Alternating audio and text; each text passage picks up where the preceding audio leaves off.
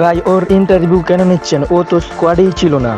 দ্বিতীয় টেস্টের আগে অস্ট্রেলিয়ার সাংবাদিকরা যখন শরীফুল ইসলামের ইন্টারভিউ নিতে চাচ্ছিল তখন শান্ত পাশ থেকে এমনই কথা বলছিল যে ভাই ওর ইন্টারভিউ কেন নিচ্ছেন? ও তো গত ম্যাচে স্কোয়াডেই ছিল না।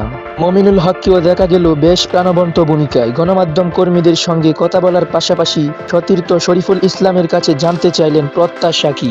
হাসি ঠাট্টায় যোগ দিলেন ইবাদত হোসেনও। সব মিলিয়ে ক্রিকেটারদের মধ্যে যেন ফিরে এসেছে স্বস্তি আর আত্মবিশ্বাসের আবহ। আসলে এগুলোই একটি দলের ভালো করার পর পাওয়া রিফ্রেশমেন্ট। দল যখন ভালো করে, ম্যাচ জেতে ইতিহাস গড়ে, তার প্রভাব শুধু মাঠের পারফরম্যান্সেই থাকে না, ক্রিকেটারদের মনেও পড়ে। সেই ছাপটাই এখন বাংলাদেশ দলের ক্রিকেটারদের আচরণে স্পষ্ট। দল আগের চেয়ে অনেক বেশি চাঙ্গা, আত্মবিশ্বাসী এবং ফুরফুরে।